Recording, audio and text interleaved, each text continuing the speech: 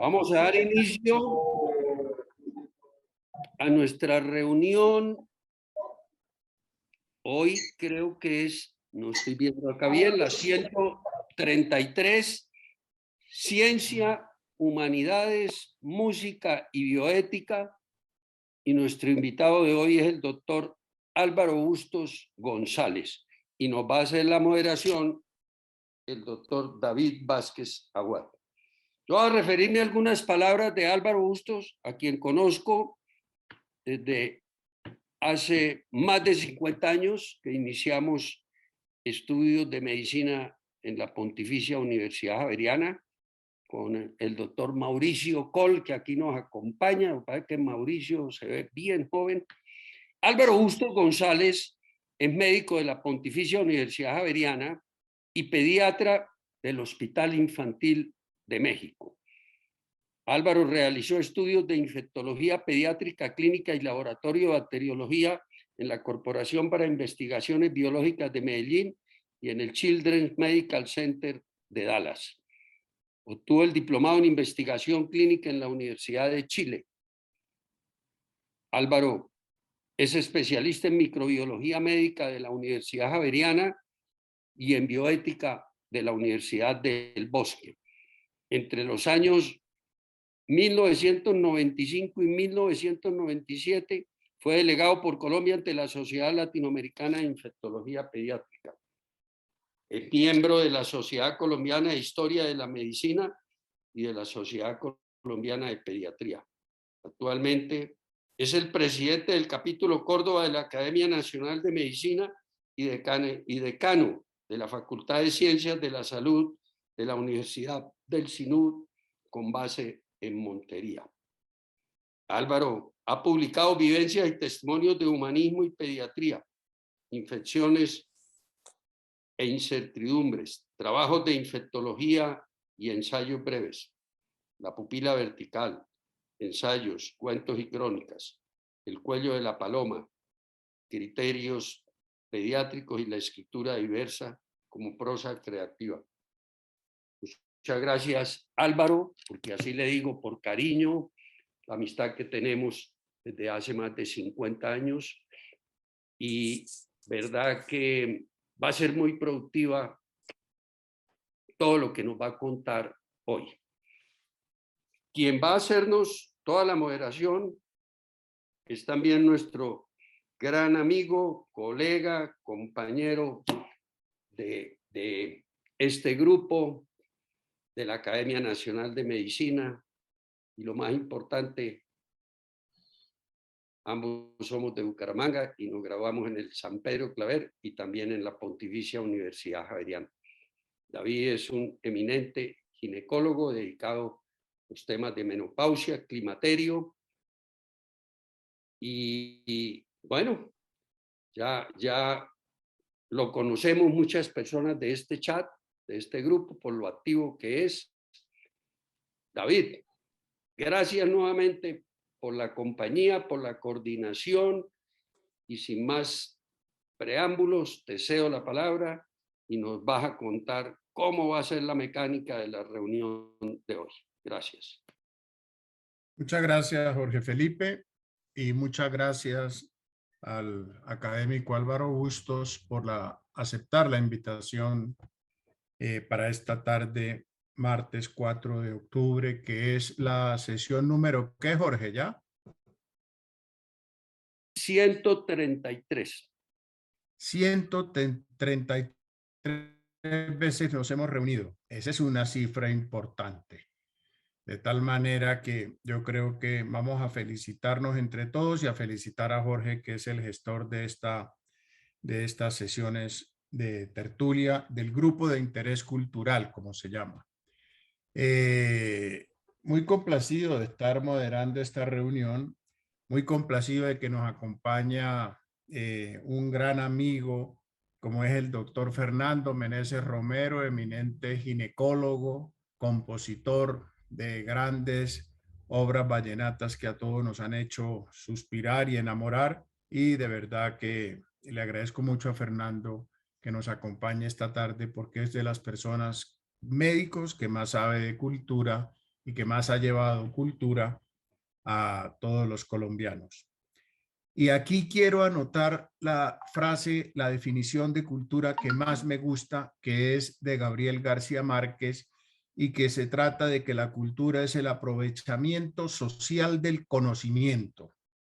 Esa es la definición que más me gusta porque es la que pone a la cultura como una herramienta del conocimiento al alcance de todos para el engrandecimiento de la vida, porque realmente sin cultura, pues poco más o menos seríamos unos seres biológicos todavía colgando de los árboles.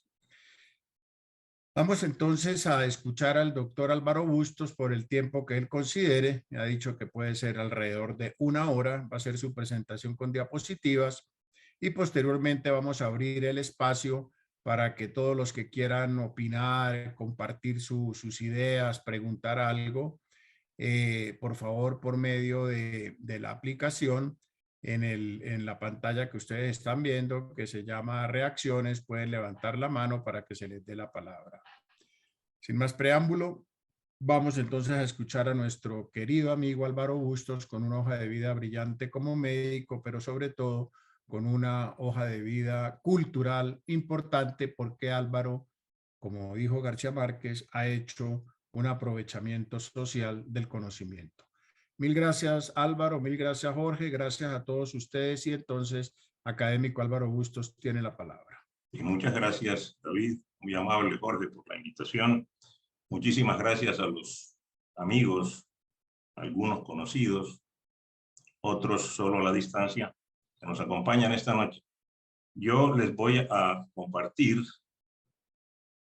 la pantalla.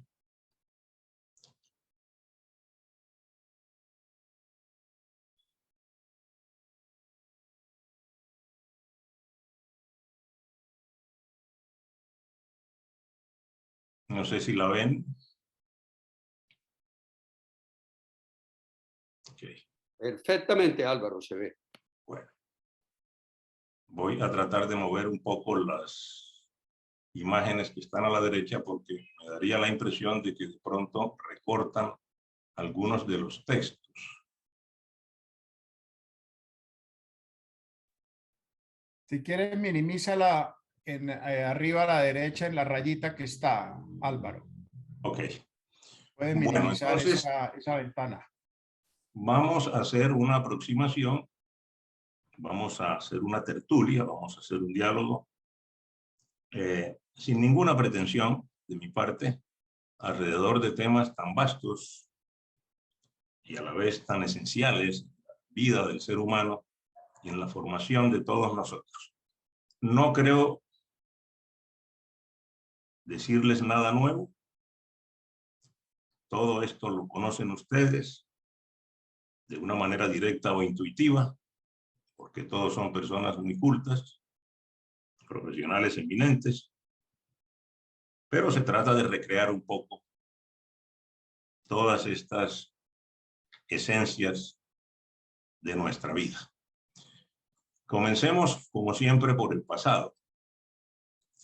La palabra ciencia no siempre significó lo mismo. Hoy ha devenido una indagación objetiva sobre la naturaleza material, digamos, mensurable, cuantificable. Una ruptura, una de las rupturas iniciales que se produjo en este ámbito estuvo a cargo de Copérnico, quien contradijo 400 años de verdades ptolomeicas, afirmando que la Tierra es la que gira alrededor del Sol. Luego, Francis Bacon se anticipó realmente, en el caso nuestro, a lo que pudiéramos llamar el análisis crítico de la literatura científica y, en el caso particular de muchos de nosotros, en el caso de la medicina basada en evidencias, en cuanto que comenzó a describir los métodos analíticos, comparativos que sustentan el trabajo de nuestros investigadores. Galileo hizo un aporte muy importante.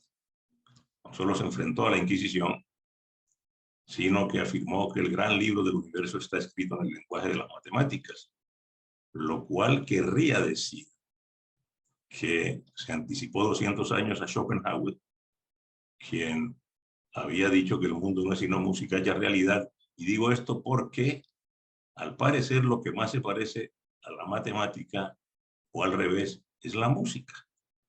Ambos son lenguajes bastante abstractos. Kepler fue un pilar fundamental en el desarrollo de la ciencia. Descartes nos enseñó el camino de la duda, diría yo, para nosotros, del escepticismo o de la escepticemia, términos infecciosos. Y obviamente que Newton, pues tal vez uno de los más grandes científicos que ha dado la historia del conocimiento, reconoció, implícitamente reconoció, que independientemente de las serendipias, independientemente de aquellos hallazgos a los que llegan mentes muy curiosas, el grueso del conocimiento científico va produciéndose de una manera acumulativa. Lo que él, según dijo, pudo hacer, pues lo diga porque iba montado sobre hombros de gigantes. Digamos que en ese sentido la ciencia es bastante conservadora. No se trata de inventos revolucionarios, excepto las serendipias, digo yo, que no se proponen modificar los paradigmas o los consensos como un proyecto de investigación, sino como lo que es la serendipia, un hallazgo inesperado cuando se va en el camino correcto. A pesar de que la ciencia existe hace mucho tiempo, la palabra científico solo se comenzó a utilizar en el siglo XIX. Pero hay otras definiciones. Richard Feynman fue un premio Nobel de Física en el año de 1965 por sus extraordinarios aportes en la mecánica cuántica.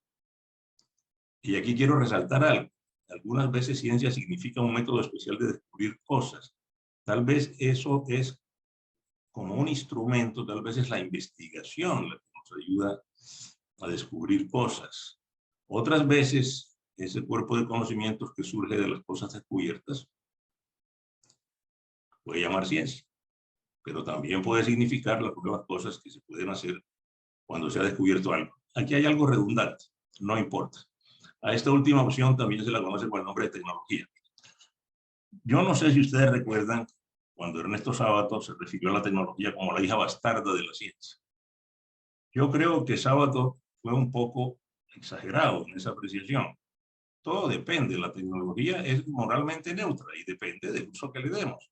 Pero sin duda, pues, hija legítima o bastarda de la ciencia, ha contribuido enormemente a resolver muchos problemas de las sociedades contemporáneas. La clasificación de las ciencias puede llegar a ser un poquito repelente. Yo me quedaría con la primera y la última. Yo la dividiría entre ciencias naturales y del espíritu, entendiendo espíritu o alma como aquella parte invisible de la biología, y ciencias naturales y sociales o de texto, entendiendo también que las ciencias naturales son las exactas, las concretas, las verificables, y las ciencias, las otras, digamos, son un poco más especulativas. No todo, sin embargo, ha sido favorable en cuanto a la apreciación que se tiene sobre la ciencia, y sobre todo cuando se exagera con ella. Aquí este escritor, periodista, divulgador científico británico considera que la idea cientificista, es decir, que el ser humano como única especie puede mejorarse e incluso perfeccionarse a sí mismo y al mundo, no es racional. Ciertamente no se encuentra respaldada por ningún tipo de evidencia científica. Es simplemente un credo como cualquier otro. Yo me permito discrepar en cuanto que no sé si el hombre moralmente se ha mejorado desde la antigüedad, pero sin duda que la vida en la Tierra es mejor, y es mejor a través del conocimiento científico y de la elaboración del pensamiento filosófico y humanístico. Quiero referirme a estas opiniones o sentencias de personajes muy influyentes. También Bacon creo que acertó en el sentido muy importante para todo el mundo, en especial para los médicos, para referirse de manera crítica al criterio de autoridad. En esto la medicina basada en evidencias nos ha ayudado mucho. Antes era qué pensar y qué hacer, y ahora es cómo pensar y por qué hacer, lo cual implica ya una dimensión racional y ética muy profundas.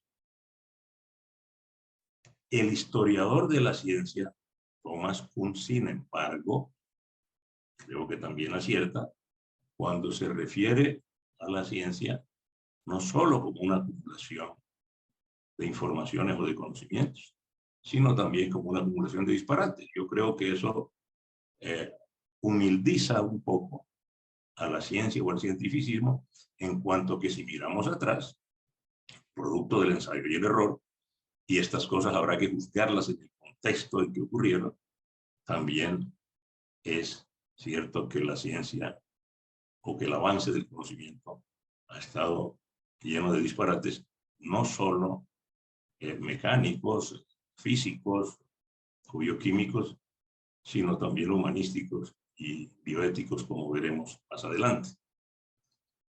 A mí me gusta mucho el legado de Popper, Karl Popper. Su teoría del falsacionismo es sumamente interesante. Sin embargo, también creo que en un punto exageró un poco la nota. Eso de que solo se puede mostrar el error, yo lo veo como que la ciencia más bien nos ayuda a alejarnos del error. Las verdades o las certezas científicas evidentemente son conjeturales en cuanto que hoy son de una manera y mañana pueden ser de otra. Eso lo entendemos perfectamente. Pero quisiera yo resaltar que esto de las refutaciones es importante en cuanto que una hipótesis elaborada, mejor que una anterior y demostrada, pues es una refutación, sí. No diría yo que es una crítica insana, es como progresa y como avanza el conocimiento científico. Y en eso atinó Popper al llamarlo falsacionismo. Bueno, Copérnico, Galileo, Kepler, Newton, nunca está de más recordarlos fisonómicamente.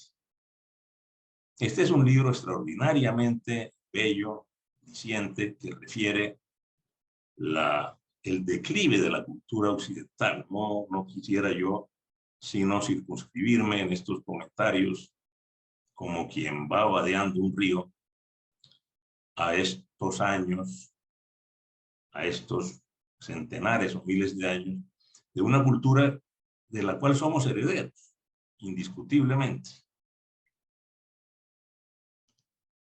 Y entonces entramos a esta obra, Del amanecer a la decadencia, para definir un poco o aproximarnos un poco a lo que Jacques Barzun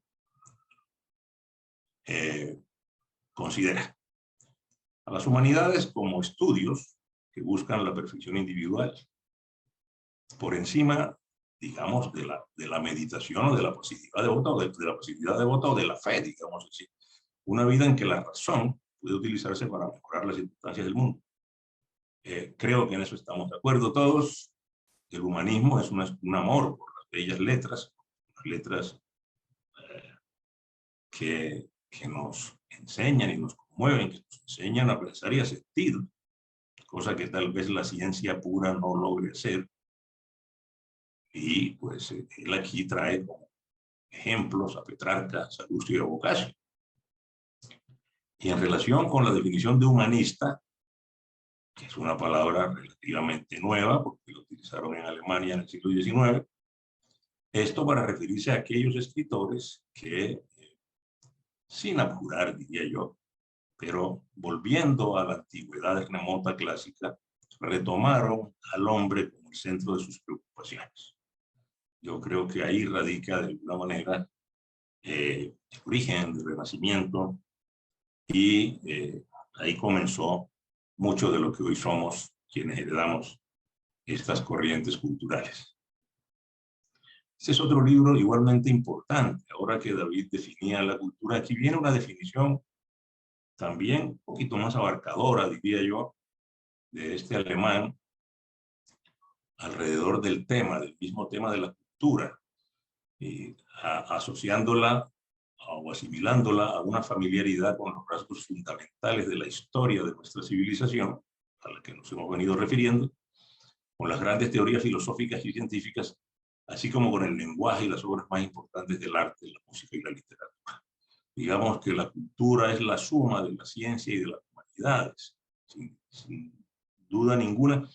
Y yo diría que, en relación con García Márquez, quien exaltó la cultura popular, pues también habría que darle mucha importancia a todas estas cosas que nutren evidentemente el folclore y todas estas tradiciones culturales, todas estas corrientes, estos ríos caudalosos que constituyen el conocimiento humano.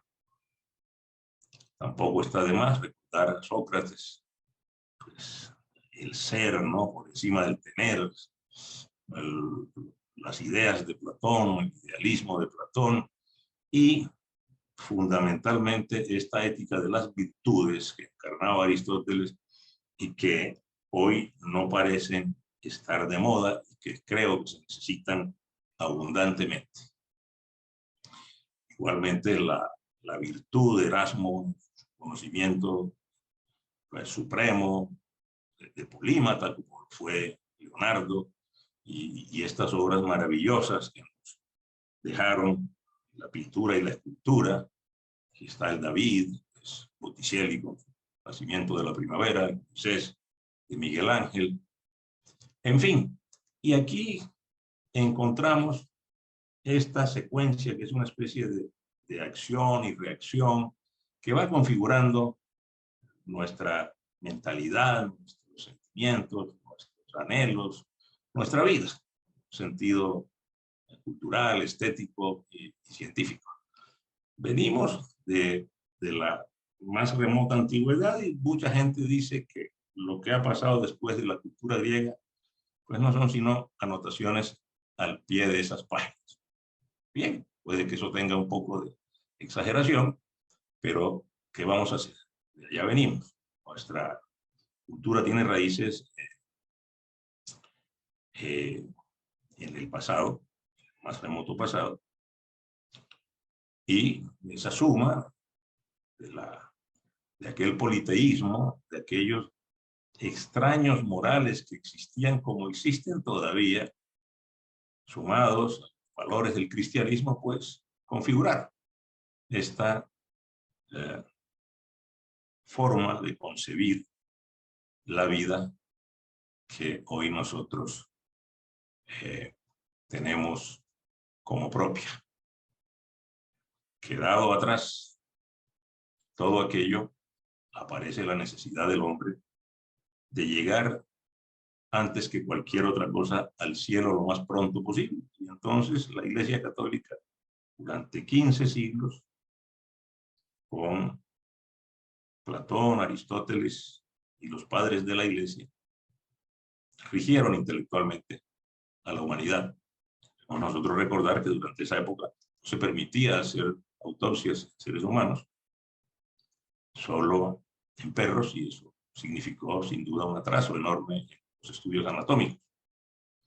Hay una novela muy interesante que yo supongo que ustedes la leyeron, que se llama El Anatomista, de Federico Andajasi, un psicólogo argentino, que describe muy bien el descubrimiento del clítoris. Esto es particularmente para los ginecólogos, de manera en el contexto de una época en la que era casi imposible hacer estudios anatómicos en seres humanos. Si no lo han leído, se las recomiendo. Luego de esa edad mal llamada oscura, el medioevo tuvo cosas muy importantes. Allá, por ejemplo, se fundaron las primeras universidades. Siguió el Renacimiento con ese volver la mirada al hombre, volver a ponerlo en el centro de nuestras preocupaciones. Y luego apareció pues barroco, con su arquitectura recargada, con su música de Bach, que es considerada pues la única demostración de la existencia de Dios. Y luego aparecen los intelectuales, de eso Mauricio debe conocer mucho, su segunda patria, o sea, ahí está Lutero, los intelectuales como críticos del poder, como hombres que ridiculizaban al poder, como persisten hoy, tal vez con algunas desviaciones obsesivas. Esa es un poco la función de los intelectuales. Y como una reacción a todo eso, pues aparece de nuevo el corazón, y aparece el romanticismo, y aparece entonces la ética de los deberes, y aparece Goethe, ¿ah? Con su poesía y con su prosa, y la grandiosidad de Beethoven, de Schubert y de Schumann, que creo que fue el que rescató del ostracismo la música de Bach. Tal vez estuvo decenios sin que tuviera la resonancia que hoy tiene, y que es considerado Bach el padre de la música, ¿no? Y Chopin, sus turnos, y aquella forma de murciélago de tocar el piano de disco, espectáculo que enloquecía a las mujeres, en fin, y Tchaikovsky con su capricho italiano y su sinfonía patética, hasta llegar ahora una era científico-tecnológica que estamos viendo contaminada en la posmodernidad de algunas corrientes identitarias que, desde mi punto de vista, innecesariamente, pasan por encima de la simple y llana e importantísima dignidad humana. Basta ser un ser humano para merecer el respeto y para poseer una dignidad que debe ser respetada por todos. No creo que sea necesario referirse racialmente o conductualmente a nadie para que merezca nuestro respeto. Basta ser un ser humano para ostentar una dignidad que merece todo el respeto. Muy bien, estas contradicciones, esas antinomias entre la ciencia y las humanidades no cesan. Tal vez un ejemplo muy notorio ocurrió en el Concilio de Trento, concilio que demoró 18 años, como ustedes saben.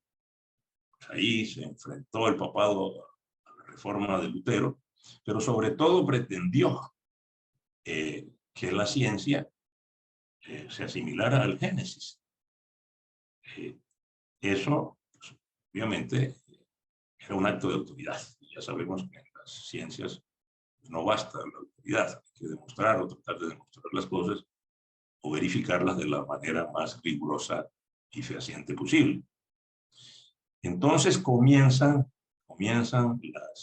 los intentos para hacer una conexión entre entre ese matrimonio desavenido, pues buscar la manera de conciliar esto, y aparece entonces el concepto de la conciliencia, que no fue este sociólogo, etnólogo importantísimo, Edward Wilson, el precursor de esto.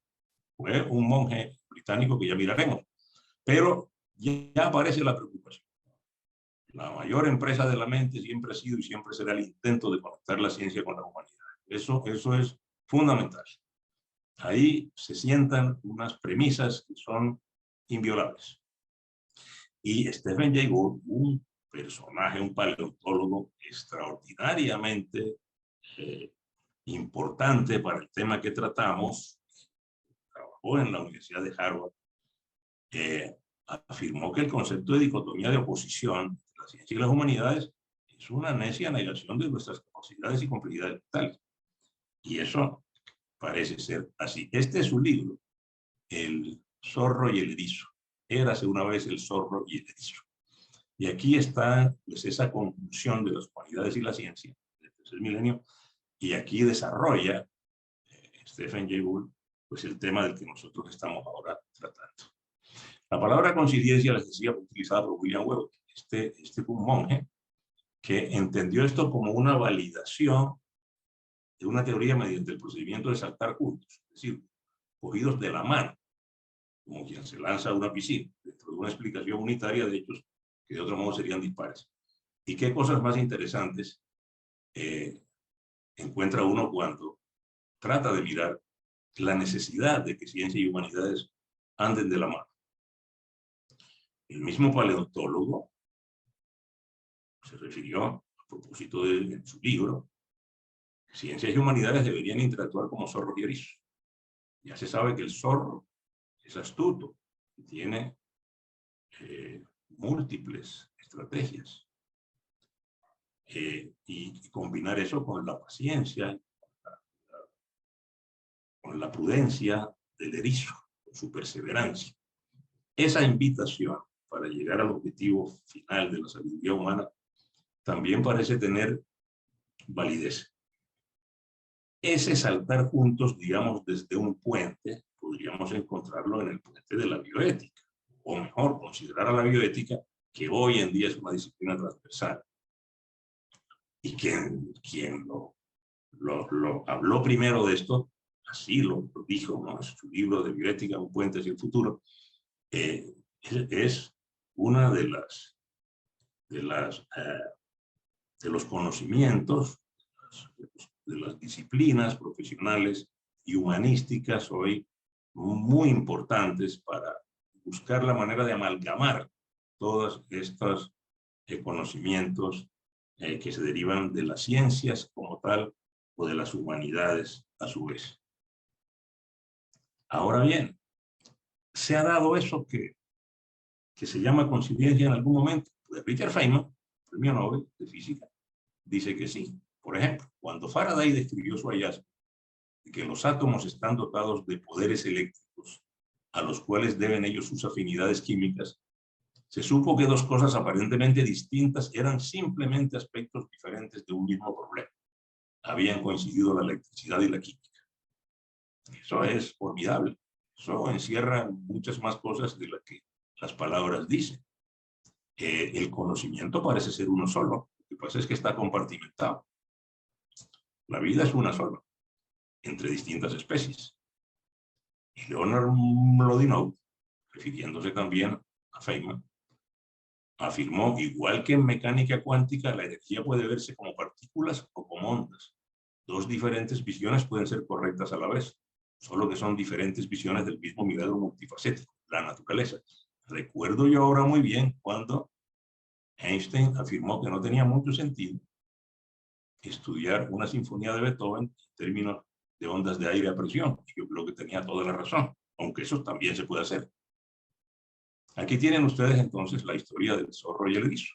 Este arquílogo es un soldado del siglo VII, probablemente de la Mesopotamia, en la que él utilizaba decir, el zorro planea muchas estrategias, el erizo conoce una sola estrategia grande.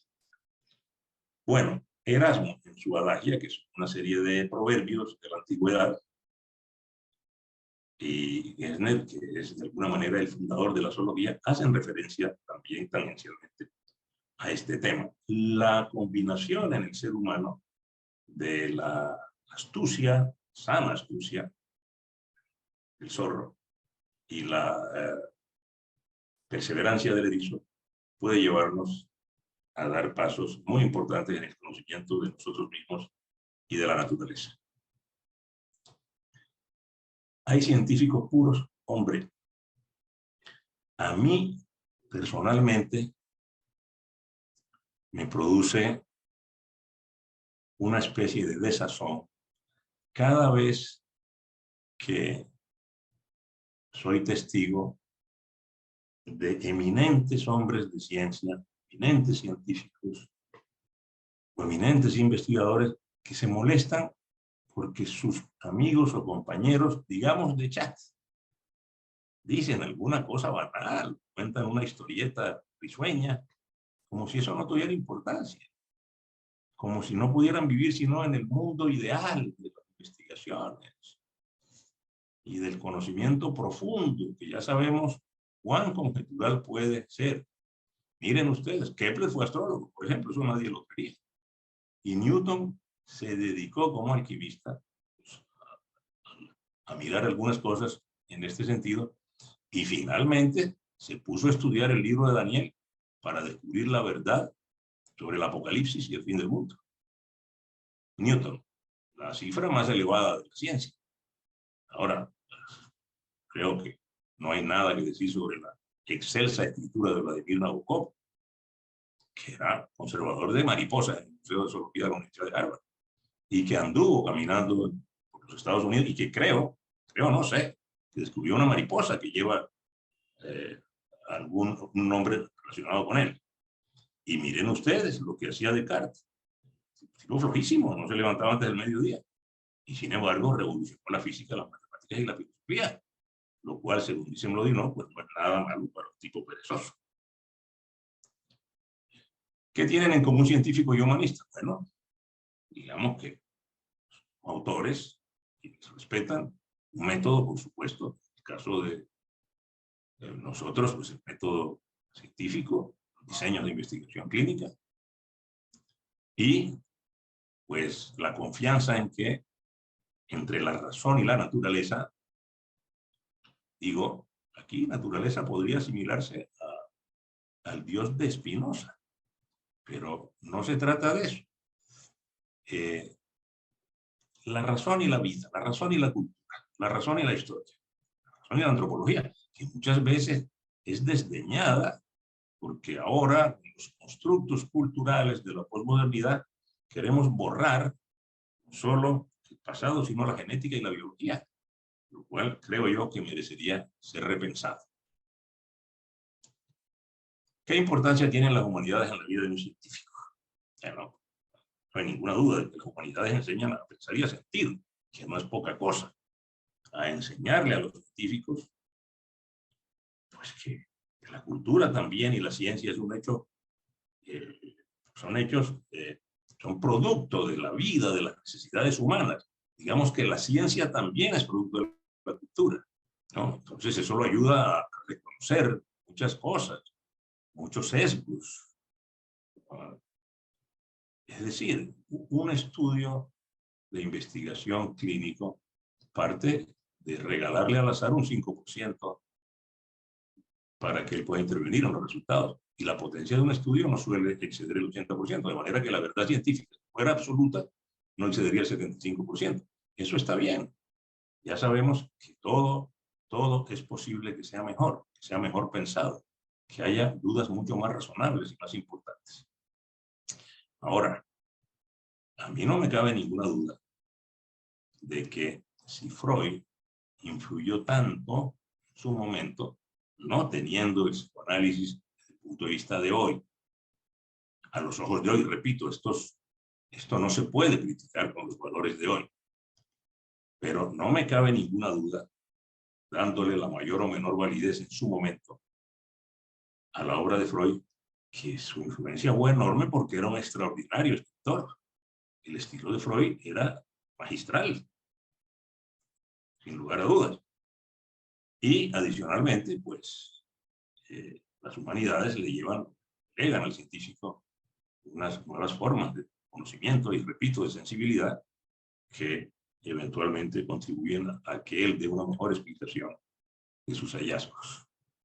¿Cómo debe ser la escritura científica? Hombre, toda escritura debe ser clara, elegante, aguda por momentos, risueña también, irónica, o como lo impongan las circunstancias. Pero miren ustedes, Galileo escribió para que lo entendiera todo el mundo. Darwin, igual. Tengo que decir, ahora que menciono a Darwin y a Freud, que ambos padecieron una cosa que se llama amusia, que no fueron capaces de disfrutar la música, tema del que hablaremos un poco más adelante. Pero miren ustedes, genios de esta índole tenían amusia, probablemente adquirida, no sé si congénita, pero nunca, y reconocieron eso en sus biografías, no pudieron disfrutar de la música. Algo muy difícil de entender. Bueno, pero volvamos a Mlodinov y a su análisis de las lecturas de física de Feynman. Aquellos libros eran diferentes a cualquier libro de texto que yo hubiera visto antes. Eran coloquiales, eran divertidos.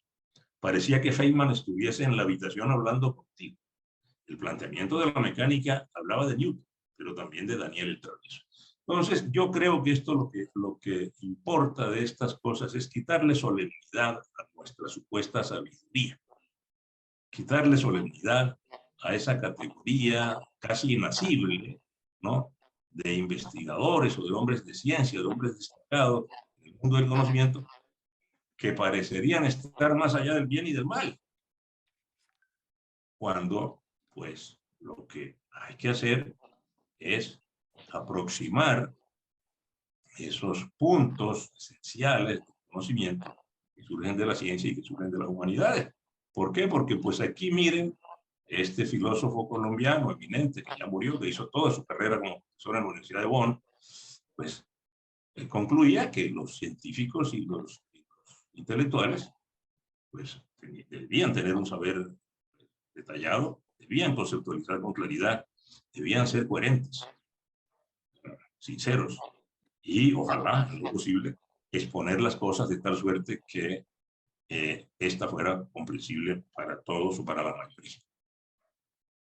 ¿Son sensibles los hombres de ciencia? Yo creo que sí. Yo creo que sí. Es imposible que un ser humano no tenga algo de sensibilidad. Pero como hombres de ciencia, sí, yo creo que en el corazón del hombre caben perfectamente la ciencia y las humanidades, del mismo modo que cabe la razón y la fe. Yo no creo que en eso haya, no haya por qué tomarse las cosas de manera tan tajante y radical. Eso depende de las necesidades, del sentido de la esperanza y de la trascendencia que cada uno tiene, y que además eso tiene una base neurofisiológica. Bueno, dice James Barzun que el hombre científico ha llegado a saber muchas cosas, pero como ser humano conoce y siente de manera intuitiva el amor y la ambición, la poesía y la música. El corazón y el espíritu alcanzan más hondo que el poder de la razón por sí sola. Bueno, yo diría que hay que sumar. Hay que sumar el conocimiento, la cultura, la estética, con la sensibilidad. Y vamos entonces, de esa manera, a dar un salto en este contexto a eso que Santiago Ramón y Cajal llamó las mariposas del alma, las neuronas y el funcionamiento neuronal. Que lo traigo solo para recordar el premio Nobel de Ramón y Cajal en 1906 y para que entendamos un poco mejor la importancia de la música en el neurodesarrollo. Me interesa mucho el tema porque yo soy pediatra y es extraordinariamente positivo el efecto de la música sobre el cerebro de los niños. Cuando se dice que primero sentimos y después pensamos o razonamos, no se está diciendo nada distinto a reconocer cómo ha sido la evolución de la especie.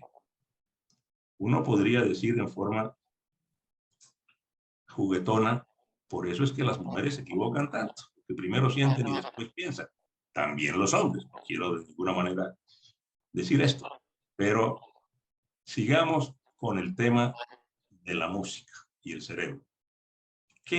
¿Cuál de las músicas o de las expresiones musicales o del tipo de música es la que más influye en ese sentido, en ese sentimiento? Pues es la melodía. La música dodecafónica o atonal, pues son como ruidos, claro, armónicos, ¿no?, de mayor o menor tono.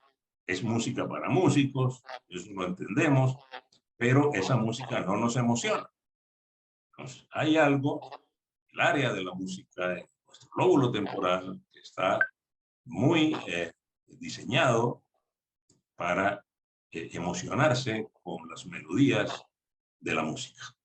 Ahora, no hay ninguna duda de que la música tiene una influencia muy notable en el rendimiento intelectual. Eso está demostrado. Los países que tienen a la música en sus planes de estudio sacan los mejores resultados en las pruebas internacionales en ese sentido. Digamos que del lado derecho pues está el arte y del lado izquierdo está la ciencia. Bueno, es una manera de coloquial de resumir las funciones de estos hemisferios cerebrales, ¿no? Ahora, esto está unido por el cuerpo calloso. De lo que se trata es de unir la ciencia con las humanidades a través de un cuerpo calloso. De hecho, los músicos de verdad, suelen tener el cuerpo calloso un poquito más grande que quienes no somos músicos, de la misma manera que tienen el lóbulo occipital, por las cuestiones pues, neuromotrices, etcétera, etcétera. Entonces, esta combinación, si no queremos hablar de ciencia y humanidades, hablemos de hemisferio derecho e izquierdo, deben tener, como en la anatomía, un cuerpo calloso que los una, y ese es el propósito en el que andamos. La inteligencia musical es la que surge más temprano. Algunos se han aventurado a decir, de hecho, hace mucho tiempo, que el feto, más que nos concierne a ginecobstetras y a pediatras, el feto aprende a escuchar la música con las palpitaciones del corazón de su madre, y diría yo, dentro de la misma opinión aventurera, que los cantos esperanzados de su madre. Inclusive, algunas personas han dicho que el prematuro tiene, no solo por el tema de su edad, algunas limitaciones al nacer, sino porque no oyó todo el tiempo que se requiere el latido del corazón de su madre. Bueno, algunos pensadores sostienen que si pudiéramos explicar la música, podríamos encontrar la clave para todo el pensamiento del hombre.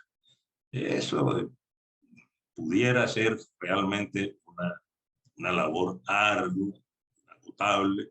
No me explico yo cómo podría ser eso. El hecho es que el ser humano ha vivido con la música desde siempre, y de hecho la inteligencia musical es la que más temprano surge de acuerdo con algunos estudios. De hecho, miren ustedes que estos científicos, técnicos, Silicon Valley, pues muchos de ellos, la mayoría son músicos practicantes. Miren, la música, todo lo que activa, esto es una tomografía, todo lo que activa, voy a tratar de mostrarles con el punterito, son los lóbulos frontales, lo temporal, lo occipital, todo lo que la música significa para el cerebro humano. Tal vez sea la expresión que más influye en la actividad cerebral en el momento en que ella se está ejecutando. ¿Qué más hace la música? Pues sin duda promueve las sinapsis, es decir, un sentido no presuntuoso, nos hace un poco más inteligentes, nos hace entender mejor ciertas cosas, o muchas cosas. En los niños, sin duda, favorece la memoria, mejora la capacidad de abstracción matemática. De hecho, la música es otra abstracción. Y, por supuesto, facilita la comunicación. Y la musicoterapia es un recurso que hoy existe, que no de ninguna manera no nos va a curar una neumonía, una meningitis, o de ninguna forma, pero es un coadyuvante en muchos sentidos en el manejo de pacientes que han tenido accidentes cerebrovasculares, han tenido problemas de otra índole, inclusive se ha usado para ayudar a reducir el dolor, el estrés, diversas condiciones emocionales, hasta el punto de usarse en algunos casos en el síndrome del espectro autista, lo cual pues quiere decir que la música cumple una función también salutífera. Muy importante que en todo el siglo XX la música africana influyó toda la música universal. De hecho, George Gershwin y Aaron Copland hicieron fusiones de música clásica con jazz. Por ejemplo, Stravinsky admiraba mucho la música negra, y ya no solo es la melodía, sino el ritmo, que es muy importante. Y en ese sentido, tono, ritmo, melodía y demás, pues, tiene una mayor desencadena, una mayor actividad cerebral, pudiéramos recordar de la tomografía que les comenté. ¿Desde cuándo existen instrumentos musicales? Este es del Paleolítico Superior. Esto es del hueso del radio de un sopilote. 35.000 años. Ahí tienen una flauta. ¿Quién la tocó? Vaya uno a saber, pero no hay ninguna duda de que esto tiene pues, las características de un instrumento musical llamado flauta. Estudios sobre el canto, la influencia del canto, nos indican que al cantar baja la frecuencia cardíaca. como aquí se ve, aquí está en condiciones basales, aquí está después de cantar y aquí está durante el canto. O sea, que baja la frecuencia cardíaca. Y aquí se demuestra que oír música agradable, pues vasodilata, evidentemente vasodilata. Hay una liberación de óxido nítrico, de dopamina, de endorfina en general, y es muy placentero. Entonces baja la frecuencia cardíaca, se vasodilata usted, se funde mejor, se pone contento, y qué maravilla. Ejemplos, muchos estudios hay en pediatría en relación con la influencia, ejemplos de la música como terapia para promover pues, la mejoría de las funciones cerebrales en prematuros y en diversas psicopatologías de niños y adolescentes. De manera que la música es un factor coadyuvante fundamental en el manejo de algunas enfermedades neurológicas. Y sin duda ninguna, nos hace seres con una mayor capacidad de entendimiento. Y vamos finalmente al tema de la bioética. Ya van 50 minutos de conversación. Y este es un libro que surge de estos conflictos bioéticos que a su vez nacieron con la pandemia. Básicamente, el tema de las enfermedades infecciosas en relación con la ética, el paciente podemos ser nosotros también, como víctima y como vector de la infección. La bioética se ha definido como una ética para la vida. Creo que eso es una definición muy sencilla. No creo que entrañe mayores pretensiones, pero es una verdad. ¿Qué función ocupa la ética? Bueno, pues, o la bioética. Hombre, la bioética no dicta normas. La bioética no es una moral. La bioética busca y pretende acercar esos extraños morales o analizar aquellos dilemas morales que surgen de la aplicación de la tecnociencia en el ser humano y sus repercusiones en el medio ambiente. Y adicionalmente, muy importante, sobre el tema de la biodiversidad, es decir, del hábitat de los animales en su medio ambiente, qué pasa cuando nosotros entramos allá, hacer urbanismo, a hacer puentes, a desviar el curso de los ríos, a talar los árboles, en fin, ahí hay un problema político, hay un problema cultural, hay un problema bioético, hay muchas cosas. Y esta pandemia, por ejemplo, pues contribuyó a modificar un poco la comprensión de los principios clásicos de la bioética, sentido de la autonomía. Usted no puede hacer lo que le da la gana porque pues, hay un momento en que prima el bien público sobre el bien particular. Usted tiene que confinarse, usted tiene que usar tapabocas, etcétera, etcétera. Los consentimientos informados probablemente produjeron algunas dificultades. El tema de la justicia distributiva, aquel ejemplo dramático del paciente de dos pacientes en condiciones similares que requieren un ventilador, a cuál de los dos se lo pongo. Todas esas cosas ocurrieron ahora durante la pandemia y entonces los principios de beneficencia y no maleficencia pues estuvieron en entredicho. Y entonces hay que repensar un poco la bioética porque además nosotros como médicos que portamos tantas infecciones y que debemos saber que el ser humano tiene en su cuerpo muchísimas más bacterias que células. Por decir alguna cosa, 40 billones de bacterias frente a 32 billones de células. Entonces, somos un saco de microbiología, un saco de microbios. Entonces, todo eso habría que repensarlo, todo aquello en razón de las realidades humanas, de las realidades de las especies vivas, porque pues todos podemos convertirnos en determinados momentos sin darnos cuenta, cuando aquellas infecciones son asintomáticas, en vectores y en transmisores de muchos problemas. Mucha gente no se quiso vacunar tras SARS-CoV-2 en uso de su autonomía. Repito, esa es una autonomía discutible, que es algo que eventualmente no favorece el bien público. Y ni qué hablar de lo que sucedió con el episodio de histeria colectiva en el Carmen de Bolívar hace un tiempo, que se redujo notabilísimamente la vacuna contra virus del papiloma humano. Y eso me imagino que unos años después verán los ginecólogos, pues, aquellos casos de cáncer del cuello uterino que se hubiera podido evitar. Y este episodio de histeria colectiva fue explotado inmisericordiamente por periodistas y algunos abogados irresponsables. Tenemos un problema con el uso de antibióticos, resistencia bacteriana. Todo eso hay que mirarlo desde el punto de vista no solo farmacológico o microbiológico o infectológico, sino también bioético. Y el tema de las enfermedades de transmisión sexual. A cada minuto, por ejemplo, un adolescente de Estados Unidos adquiere una infección de transmisión sexual. Y todos los días 1 millón de seres humanos adquieren alguna infección de transmisión sexual. Esas son cosas muy importantes que hay que pensar y repensar en los contextos actuales.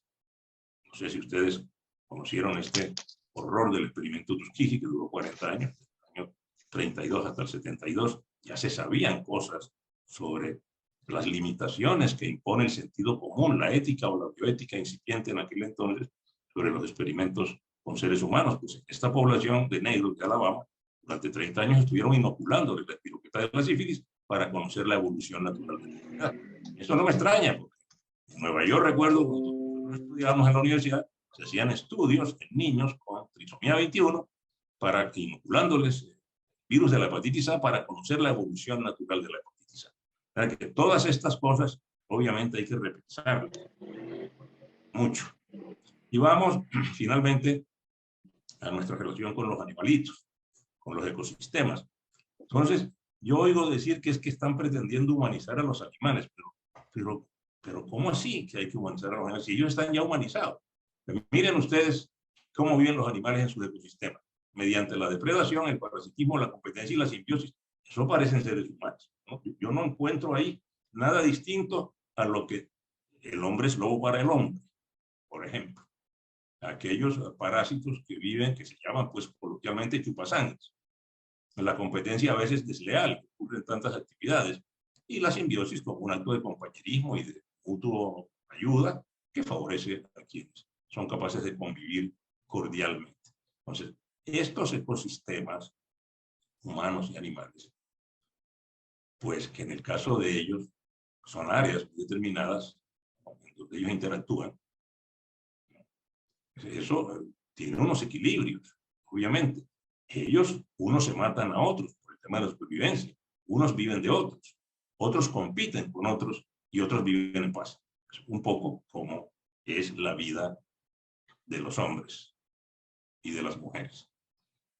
Ojalá que todo fuera así de paradisíaco, ojalá que tanto en la selva como en el mundo de los seres humanos existiera esta armonía, esta hermosa armonía.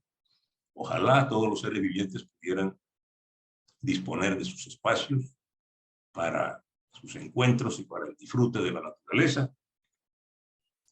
Ojalá. Sin embargo, esa familiaridad con los animales pues propicia unos problemas que se llaman zoonosis, son enfermedades transmitidas de los animales a los seres humanos. Y entonces hay muchas formas de contaminarse. El contacto directo, la saliva infectada, las orinas infectadas, o las deposiciones infectadas, el agua contaminada, la inhalación de algunos aerosoles y la mordedura. Hay caracterizadas más de 200 zoonosis y ya se sabe que los animalitos de compañía pueden transmitir más de 60 infecciones. No digo yo que todas sean graves, ni sean mortales, ni mucho menos, ni que eso signifique que vamos a abjurar o a prescindir de la compañía de los animalitos, simplemente saber qué es lo que pasa. Ahí tienen, todavía se mueren en el mundo 50.000 personas anualmente de rabia. Ahí tienen el virus de la rabia. Este norovirus vive en el intestino de los perros. El 15% de niños pequeños que tienen gastroenteritis por norovirus se hospitalizan por algún grado de deshidratación, menos estadísticas de los Estados Unidos. Esto es una pasturela, esto es habitante normal de la faringe de perros y gatos que puede producir neumonías y otras infecciones en el ser humano. Las salmonelas ni hablar, enfermedades productoras de gastroenteritis en niños pequeños pueden producir adicionalmente infecciones diseminadas, septicemias, meningitis, etcétera, cuando están desnutridos esos pequeñitos, los campylobacter es otra bacteria que portan los perros especialmente. que puede producir gastroenteritis. Y ahí tiene pues la leptospira, que no solo es exclusiva de los ratones, sino también de los perros, ¿no? Puede producir la enfermedad, en algunos casos, severa. Los perritos pues, pueden portar garrapatas que pueden transmitir algunas bacterias, ¿no? En la sarna, por supuesto, en la sarna, la garrapatica. Esto es una infección por hongos de la piel. Todo esto puede ser, no son, digamos, enfermedades necesariamente graves, exceptuando la enfermedad de Lyme. Puede tener unas formas graves, no es lo usual. Pero es importante conocer esto. Los gaticos, pues también pueden, la enfermedad por arañazo del gato existe. Y lo más doloroso, pues es la situación de la madre embarazada que le transmite al feto, pues el parásito del toxoplasma, y el bebé puede nacer con lesiones muy severas de su cerebro, con calcificaciones, hidrocefalia, en fin. También, como hay mascoticas cada vez menos habituales, pues entonces ahí están, ¿no? Otra vez las infecciones del tracto digestivo y las infecciones de la piel y de los tejidos blandos, y como cada vez hay más mascotas exóticas, pues entonces nos vemos expuestos con estos hámsters y estas chinchillas. Inclusive, bueno, esto es una meningitis muy rara, pero miren la viruela de los monos. Ahí está otra vez la viruela de los monos, que no solo se transmite de los seres humanos, sino también de algunos ratones al ser humano. Y esta virus, hantavirus, que produce una hemorragia pulmonar y que existe entre nosotros. Muy bien, ¿qué tenemos nosotros pendiente en pediatría? En relación con esta relación novedosa, no novedosa en el sentido de que estamos cerca de los animales solo desde ahora, no.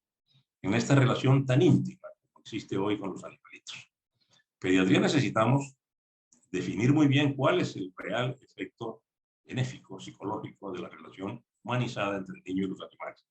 Ayer apareció un comentario en El Tiempo sobre algunos expertos en estos temas que desaconsejaban la humanización de los animalitos domésticos porque ellos necesitan olisquear, necesitan mantener un olor, necesitan, no hay que ponerles perfume ni cosas de estas porque eso los desnaturaliza un poco. Pero bueno, eso es un tema para otro momento.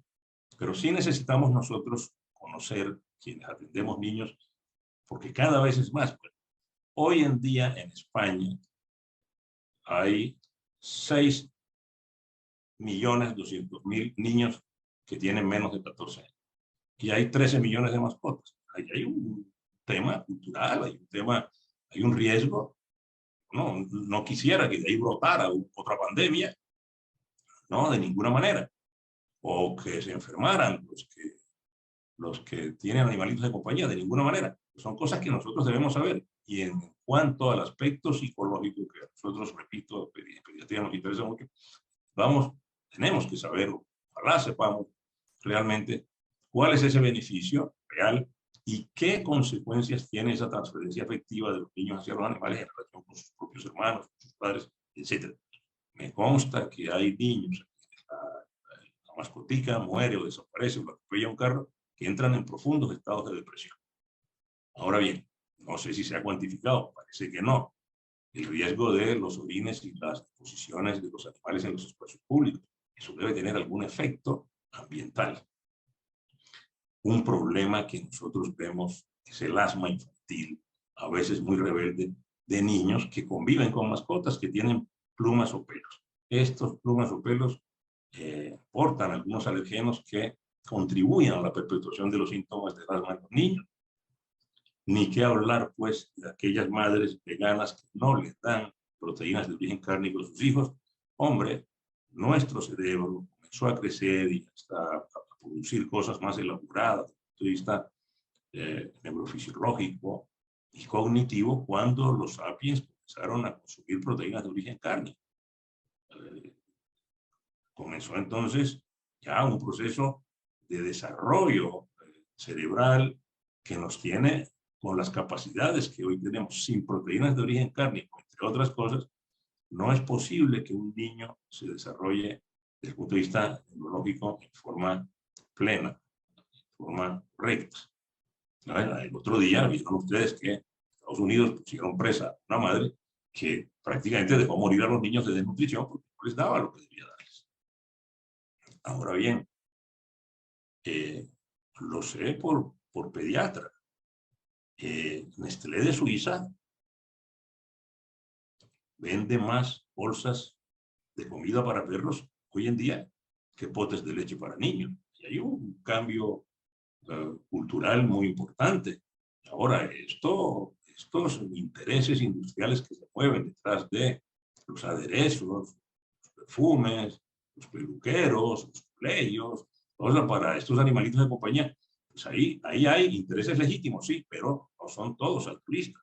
He oído decir que los ingresos de estas transnacionales son enormes, comparables con negocios non santos que yo no quisiera mencionar porque nuestro país desafortunadamente ha padecido mucho de esto. Y el otro punto finalmente es aquello en relación con humanización, pues no entiende uno en algún momento cómo es eso de que existan derechos sin deberes. Hoy tienen derecho los ríos, los bosques, los animalitos. Pues eso hay que mirar eso bien, ¿no? Ahí es que preservar los ríos y preservar los bosques y preservar el ecosistema y respetar a los animalitos en la función de cada uno de ellos. Si los vamos a tener con nosotros, pues que sea realmente un acto de amor. Pero pues, podemos humanizar a los animalitos porque los animalitos no tienen deberes. Entonces, humanizarlos dándoles derechos significa preguntarse, bueno, ¿y qué deber tienen los animalitos? Es imposible definir eso así. Habrá entonces que cambiar el paradigma y mirar esto a través de un nuevo constructo cultural. ¿Es posible la conciencia? Yo creo que sí. Yo creo que sí. Darwin, la doble hélice del ADN, la huella del hombre sobre la Tierra, sobre la Luna, todo esto tiene un significado muy profundo. Somos una especie capaz de amar y de odiar sin cambiar de genoma. Somos capaces de hacer el bien y el mal sin cambiar de genoma. Es decir, estamos llenos de contradicciones. Pero yo quiero resaltar básicamente estos dos aspectos que nos han traído esta tarde acá. Si el hombre ha sido capaz de hacer ciencia y ha sido capaz de hacer arte, pues creo que en ambos sentidos la posibilidad de salvación es real. Jorge Luis Borges afirmaba que lo único que podrá salvar a la humanidad es el arte. Y yo creo que sí, porque de pronto algún loco hace mal uso de la tecnología y se acaba todo.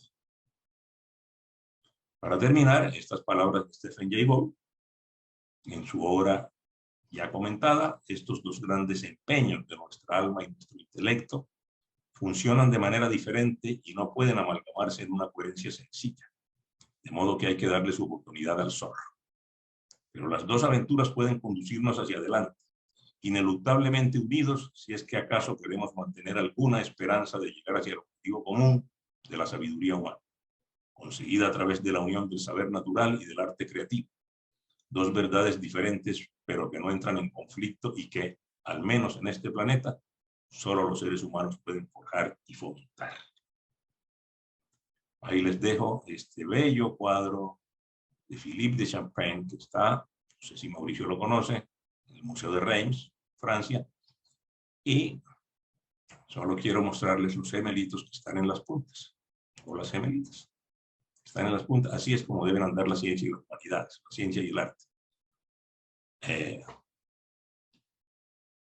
Como gemelos.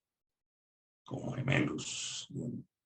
O, si quieren, como un matrimonio avenido, como grandes amigos. No es necesario que estén mirándose con recelo.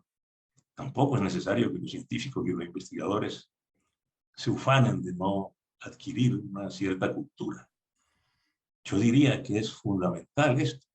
De hecho, entiendo que en Estados Unidos prefieren a los investigadores que ya traen otro conocimiento que nada tiene que ver con el área en la que van a investigar. ¿Por qué? Porque aquel punto de vista enriquece más.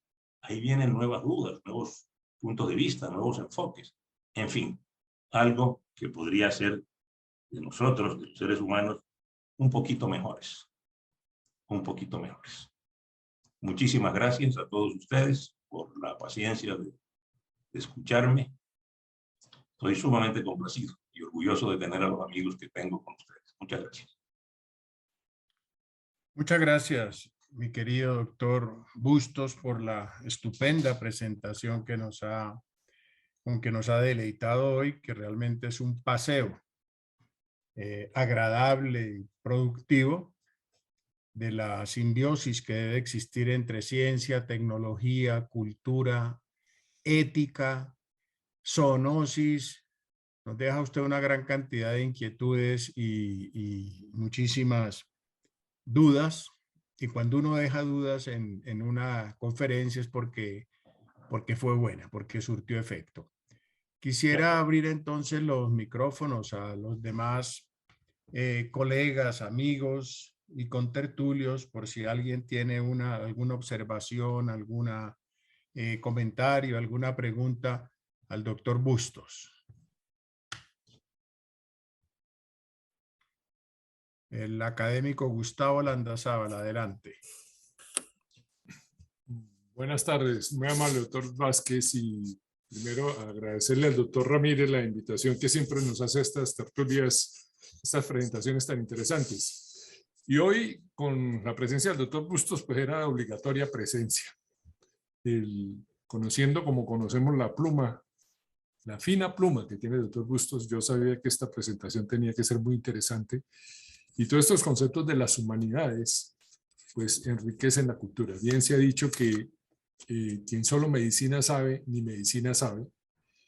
Y aquí nos permite entender claramente cómo las humanidades son las que permiten contextualizar la vida de tal forma que incrementan ese concepto holístico de la salud que requiere el médico. Vimos claramente cómo todas las artes fluyen para enriquecer los sentimientos, y de verdad que le agradezco mucho al doctor Bustos, porque estoy convencido que los médicos hemos perdido esta riqueza cultural y eso nos deshumaniza en la actividad médica nuestra. Entonces creo que es fundamental trabajar esta riqueza cultural, esta riqueza de las humanidades en la medicina, para favorecer al médico humanista que siempre hemos buscado. Yo le quería simplemente agradecer al doctor Bustos, porque qué charla tan interesante, y de verdad que vale la pena otra vez oírla con el link que usualmente nos manda el doctor Ramírez. Muchas gracias, doctor Bustos. Muy amable, doctor Gustavo, muy gentil. Muchísimas gracias. Bueno, siempre nos acompaña Alejandro López Conde, y siempre disfrutamos también de su vasta cultura y de su fino humor porteño. Alejandro, adelante. Micrófono. Si quieres, prende el micrófono, Alejandro, por favor.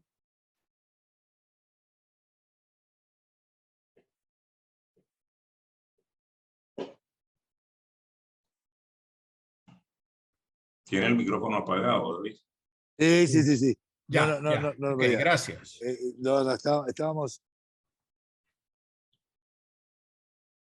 Otra vez se te volvió a apagar, Alejandro. Te están saboteando.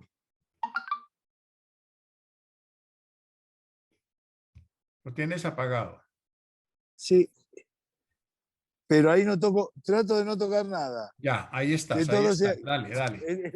sea bien. Bueno, primero y principal, gracias, porque siempre está un cúmulo de temas maravillosos que nos ponen como dice usted, doctor David, a pensar. Y esto el culpable es el doctor Jorge Felipe, que organiza esto hace 133 semanas, que no es poco. Doc, arranca la conferencia y me lo pone a un querido, pero también con sus cositas limitado, Ernesto Sábato, que le da un perfil relegado a la ciencia o a la tecnología. En el mundo que vivía Ernesto a lo mejor podría ser, pero ya en el que vivimos ahora negarlo es imposible.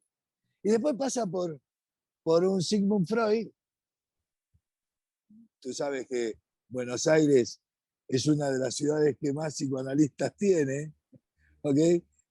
Dicho desde el chiste y su relación con el inconsciente, que es uno de los capítulos de las obras completas de Freud, que tiene también una instancia maravillosa, pasar por esa historia que es la cultura. Hoy el mundo requiere de esas reflexiones que se pusieron hoy en esta conferencia.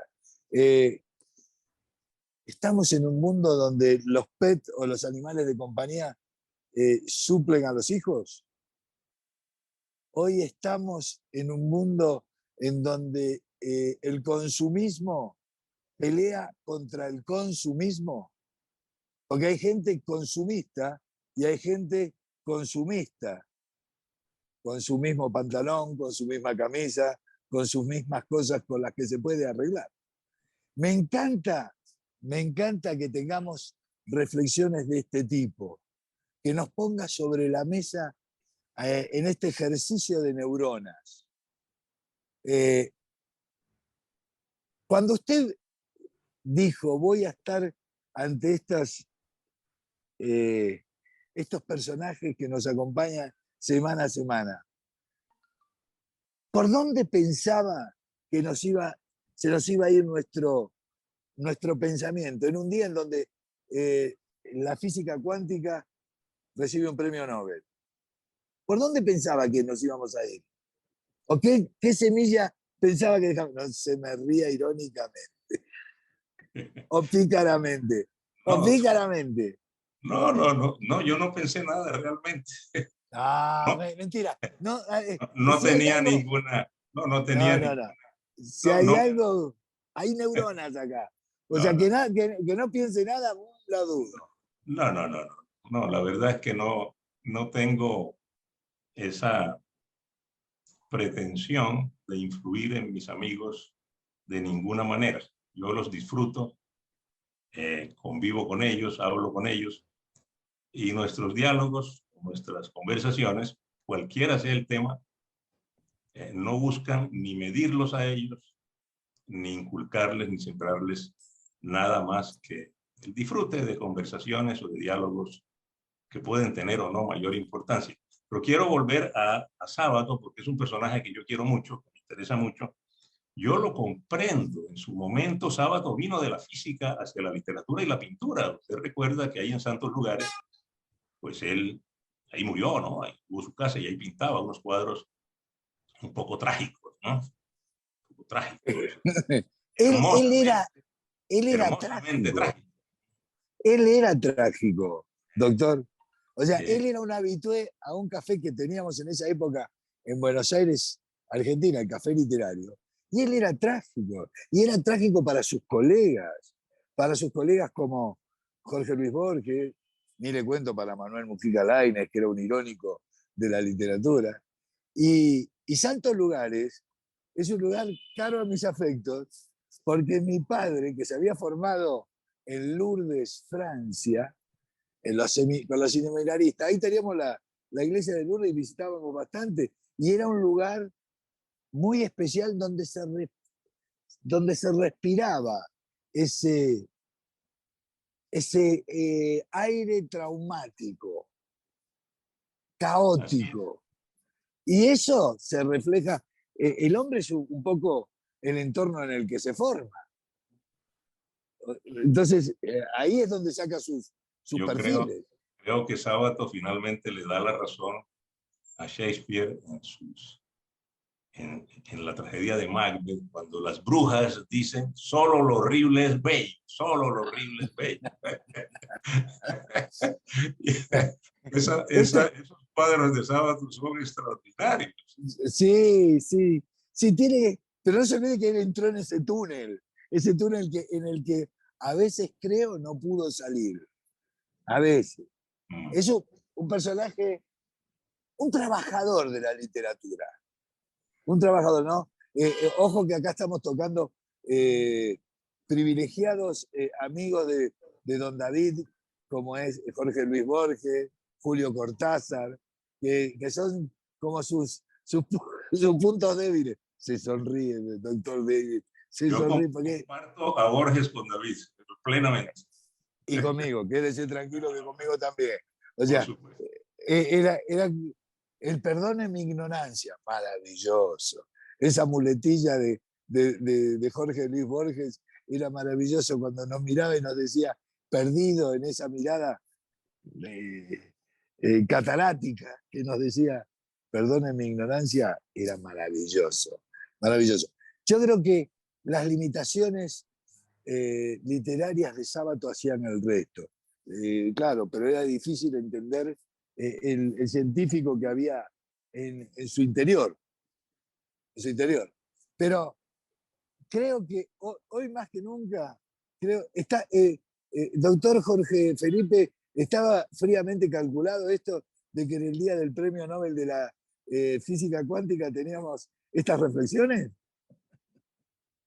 No, nada, eso no estaba nada calculado. Mentira, no se haga el humilde que usted ya tenía la información de Suecia y dijo, vamos a meter algo de esto. Muy lindo, me parece que nos enriquece en un momento donde las neuronas tienen que estar de moda, porque no es un momento fácil del mundo.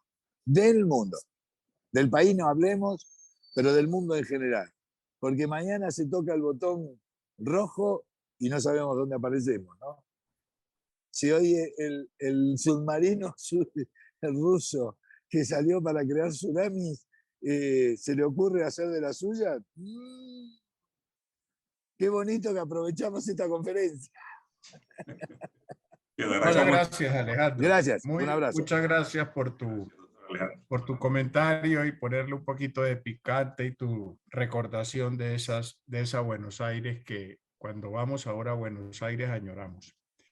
Quiero darle la palabra entonces al doctor Jorge Felipe Ramírez y después al académico Luis María Murillo, y quiero que se prepare mi gran amigo Fernando Meneses Romero, un gran cultivador de la hermosa música vallenata y además ginecólogo, porque lo vamos a pasar al tablero, Fernando. A ver, doctor Jorge Ramírez, tiene la palabra.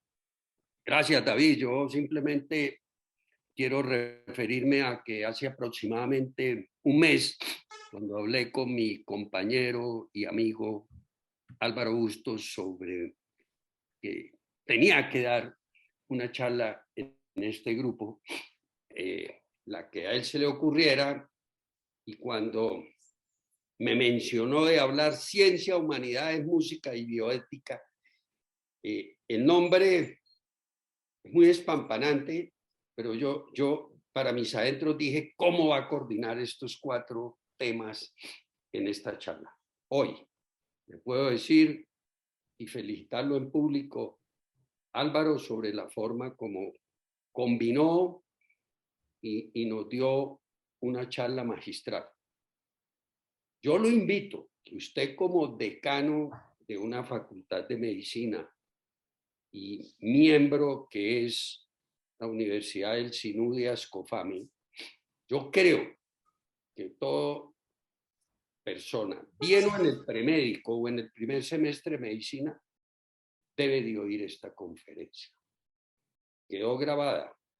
Busquemos el mecanismo, ¿verdad, Álvaro? En el buen sentido, cómo con Ascofame hacemos que sea una charla, yo la llamaría obligatoria, o bien en el premédico o bien en el inicio de la carrera de medicina, y podemos decir de otras que tengan que ver mucho con el área de las humanidades. Eso es lo que quería aportar, además de felicitarlo y agradecerle el tiempo que implicó prepararla y la coordinación tan exacta de estos 4 elementos con que jugó, y creo que todos nos deleitamos, la aprovechamos y aprendimos.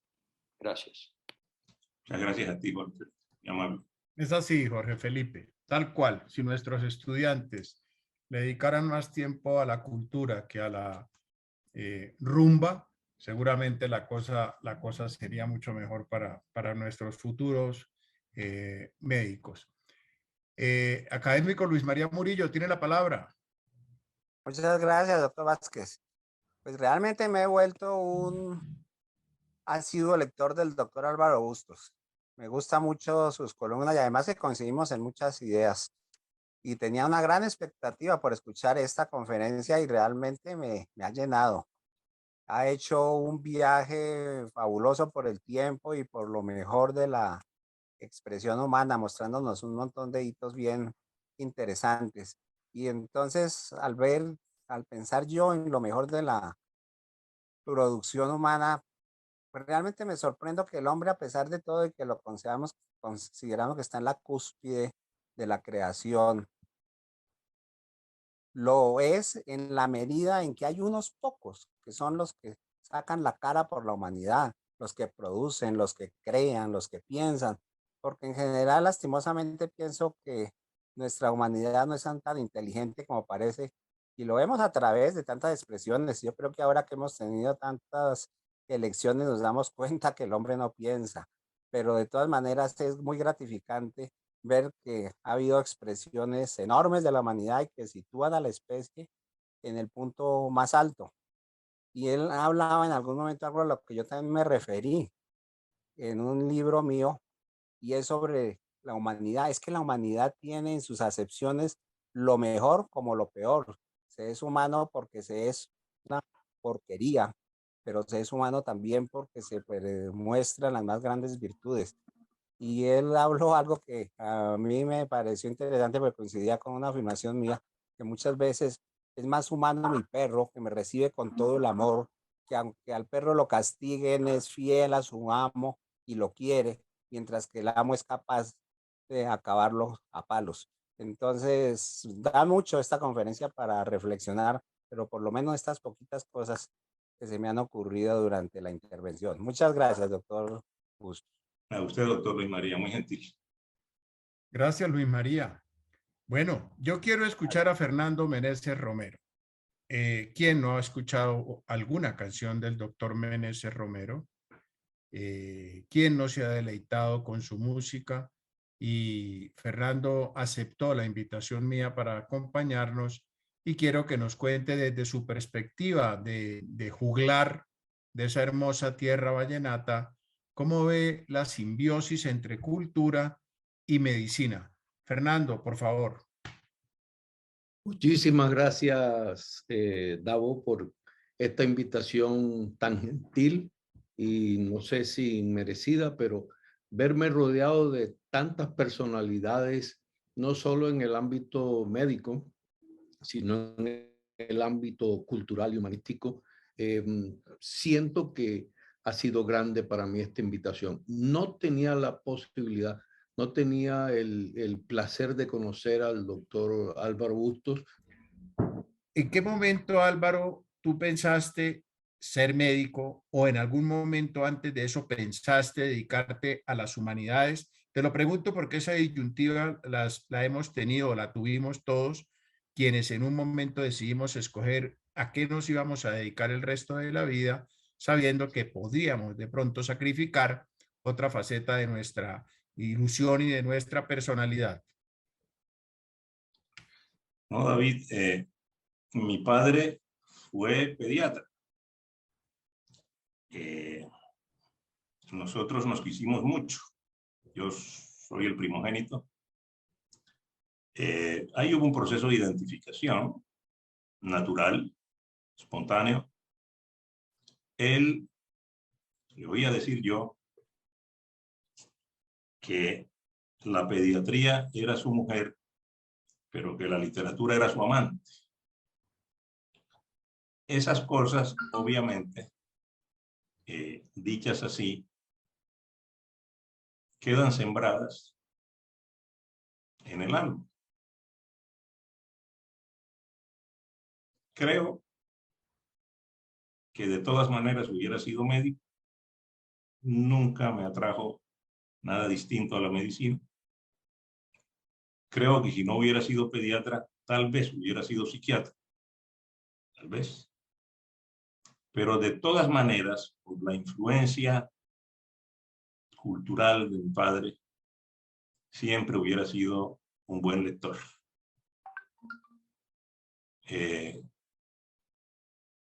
creo que a la neurona no hay que dejarla descansar, ni siquiera cuando está dormida. Los motivos de reflexión son enormes y son constantes.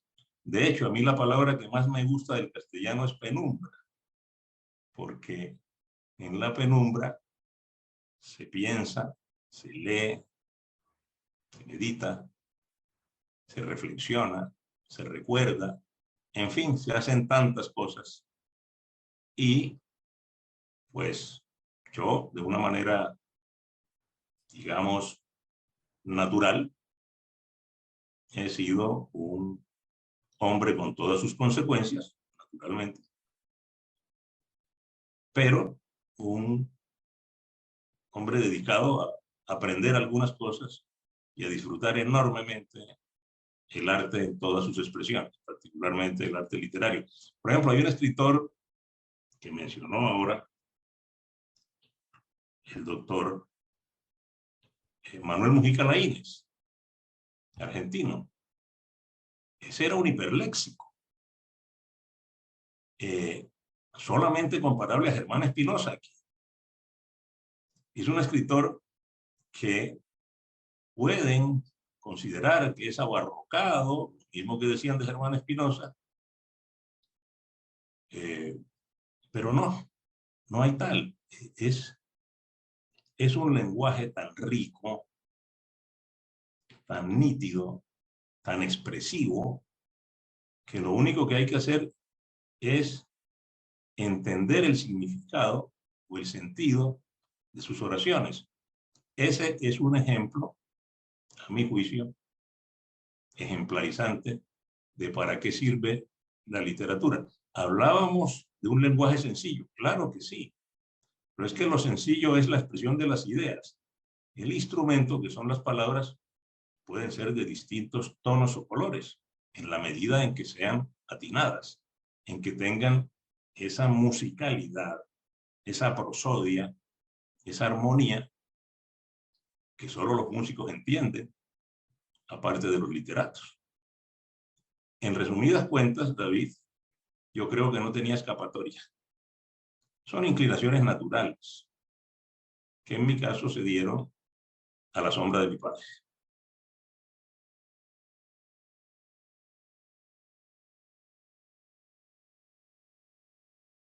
Tienes el teléfono, el micrófono apagado, David.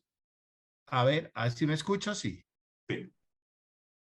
Sí, te decía que muchas gracias por el comentario y por traer al escenario a Germán Espinosa. En mi opinión, un escritor que no ha tenido el reconocimiento de su gran calidad literaria, es un cartagenero fantástico y que su novela La tejedora de coronas, por lo menos a mí, me llegó al alma y creo que hoy en día casi nadie se acuerda de Germán Espinosa, un gran escritor. Gracias por habernos hecho acordar de él. Y Así es. bueno, no hay más comentarios. Yo quiero darle las gracias a todos porque hemos tenido una tarde sobre todo alegre, alegre como dijo Fernando Meneses en una de sus canciones, alegre como una fiesta de pueblo. Así dice una de tus canciones, ¿no, Fernando? Y así he sentido yo esta tarde, ¿ah? Sí, esa canción es Relicario de Besos, del Binomio de Oro, donde yo digo, tengo el corazón alegre como una fiesta de pueblo. Tengo el corazón alegre como una fiesta de pueblo. Ah, fabuloso. Y así hemos estado esta tarde. De verdad, mil gracias, Álvaro, por este recorrido que nos has hecho en tantas facetas del conocimiento humano, por el aprovechamiento social del conocimiento, vuelvo y digo que es la definición de García Márquez de cultura, que es tan hermosa definición, pero sobre todo gracias a Jorge Felipe por permitir estos espacios, por hacer de nuestra tarde del martes un oasis en medio del desierto, si se puede llamar así, del trabajo cotidiano y del día a día. Y gracias a todos los que nos acompañan en estas reuniones y en el chat por compartir sus ideas, sus conocimientos, su alegría y su buena onda. Con esto damos por finalizada esta sesión tiene la palabra el doctor Jorge Ramírez, gestor de estas reuniones. Sí, antes de finalizar, como es nuestra costumbre, vamos a presentarles la reunión y el tema del próximo martes, que creo, hoy fue la 132 y para el 11 de octubre, o sea, de hoy en 8 a las 6 de la tarde tenemos la 133. Yo creo que es un tema muy interesante desde el nombre que le pusimos, Salud en Colombia, ¿qué nos espera? Yo creo que todos los que estamos aquí hemos visto en este último mes en los periódicos, en las revistas, en los noticieros, en la radio, entrevistas de todo nivel con diferentes actores que tienen que ver en el sistema de salud en Colombia, porque la pregunta que está aquí, ¿qué nos espera? Nos tiene a todos, a todos. Yo creo que desde los 50 millones de habitantes, que desde la ley 100 han tenido una salud que nunca se había visto en la historia del país, que antes se llamaban hospitales públicos o de caridad, donde hoy en día es un derecho y lo puedo decir abiertamente, a la persona que nombraron de ministra no ha puesto la cara con claridad para decir a dónde nos quiere llevar a estos 50 millones de habitantes y a todo el talento en salud, médico y no médico. Por eso la pregunta, ¿qué nos espera? El doctor Germán Redondo Gómez, miembro de número de la Academia Nacional de Medicina, una de las personas, ginecólogo también, es que los ginecólogos, aunque uno no cree, se esmeran en otros campos, fuera del espéculo. Y Germán es una persona, para muchos de los que estamos aquí, de las que más conoce de este tema en Colombia. Lo ha trabajado, ha publicado, su libro fue su trabajo de ser miembro de número de la Academia de Medicina, va a ser el conferencista. Y otra persona, miembro de número también de la Academia Nacional de Medicina, cirujano famoso, el doctor Osvaldo Borraes, va a ser el moderador. Yo los invito a todos, vamos a hacer una publicidad muy grande sobre esto, porque resumiendo, no podemos dejar acabar nuestro sistema de salud. El de Colombia es un sistema digno de mostrar, no solo en el continente latinoamericano, sino en el mundo, con una cobertura que muy poquitos países la tienen, del 99.6% de la población. Entonces, todos invitados a esta reunión de 8 días. Ojalá tengamos muchos comentarios y preguntas para hacerle al doctor Germán Redondo y también al moderador, al doctor Osvaldo Borraes. Y creo que va a ser muy provechoso. Gracias a todos los asistentes. Y yo quisiera, antes de terminar, decirle al doctor y amigo, compañero Álvaro Bustos, ¿qué mensaje nos deja por último para cerrar esta reunión? Gracias, Álvaro. Bueno, Jorge, que siguiendo la propuesta tuya, procuremos divulgar la importancia de las humanidades en la formación del médico. Creo que seríamos un poco mejores, no solo los médicos, también los pacientes, si ellos son capaces de transmitirle ese grado de humanidad que tanto se necesita. Más poesía y menos indicadores. Sería la fórmula. Excelente, Álvaro. Muchas gracias a todos. Ya me han escrito varias personas que no pudieron asistir por razones de trabajo, que si mañana a primera hora les puedo mandar la conferencia grabada, que queda exactamente como fue presentada. Llevamos casi las 2 horas y gracias a todos los asistentes. Gracias nuevamente a Álvaro y a David. Y verdad que los espero en 8 días porque nos estamos jugando la salud del país. Gracias. Bueno, Buenas gracias. noches. Felicidades.